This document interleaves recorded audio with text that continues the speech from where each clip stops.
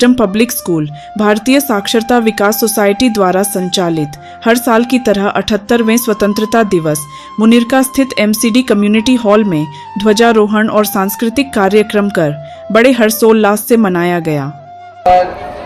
Freedom fighters, two of the students, also Nancy and another student, described that how our freedom fighters struggle in their lives. They not only struggle but also sacrifice their lives for the sake of development. मैं यह मानता हूँ कि यदि मैं हिंदी में बात करूँ तो ज़्यादा अच्छा रहेगा।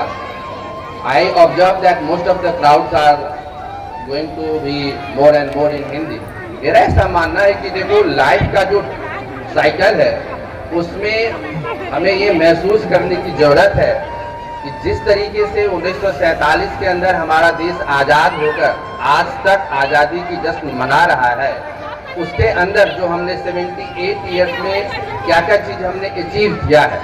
सबसे बड़ी चीज़ है कि डेवलपमेंट को हम डिसाइड करते हैं मनी से, काउंट से, मेटेरियलिस्टिक चीज़ से, लेकिन मेरा ऐसा मानना है कि जब आप ह्यूमन डेवलपमेंट इंडेक्स को देखोगे तो उसमें फिजिकल भी है, मेंटल भी है, स्पिरिचुअल भी है। Development is not all about the money that किसी के पास है। इसके अलावा हमें यह भी देखना है कि जिस तरीके से हम आज़ाद भारत में सांस ले रहे हैं और जो पुरानी पीढ़ी थी जिन्होंने कुर्बानियाँ दी वो किस तरीके से दिए उसको भी हमें इम्बाइब करने की ज़रूरत है, आत्मसात करने की ज़रूरत है। जैसा हमारी मैम कह रही थी, टीचर्स हो, डॉक्टर्स हो, स्टूडेंट्स हो, मेरा तो यह भी मानना है कि किसी देश की तरक्की में चाहे वो किसान हो, चाहे वो मजदूर हो, चाहे वो शिक्षक हो, चाहे वो छात्र हो, युवा हो, बूढ़े हो, बच्चे हो, साइंटिस्ट हो, प्रोफेसर हो, सभी का योगदान बराबर का होता है। यदि किसी देश में या किसी राज्य में यदि किसी चीज़ की पैदावार नहीं होती है तो हमें दूसरे जगह से इंपोर्ट करना पड़ता है। विजडम पब्लिक स्कूल की स्थापना 1987 में हुई थी, जब भारत में साक्षरता का स्तर बहुत कम था और सरकार ग्रामीण और अर्ध शहरी क्षेत्रों में साक्षरता को बढ़ावा देने के लिए प्रोत्साहित कर रही थी। वर्तमान में ISLD समाज के गरीब और वंचित वर्गों द्वारा केंद्रित स्थानीय समुदायों में बच्चों को प्रारंभिक शिक्षा प्रदान करने के लिए कई स्कूलों का संचालन कर रही है।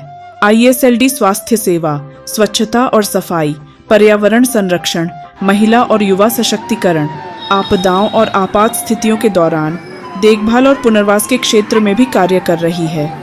स्कूल सामाजिक और आर्थिक रूप से कमज़ोर वर्गों, विधवाओं और विकलांगों के बच्चों के लिए फीस में छूट भी प्रदान करता है। तो यहाँ अनाथ बच्चों से कोई शुल्क नहीं लिए जाने की बात भी कही जा रही है।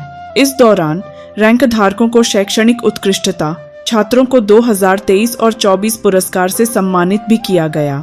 समारोह से पहले आयोजित ड्राइंग और पेंटिंग प्रतियोगिता के विजेताओं को पुरस्कार भी वितरित किए गए।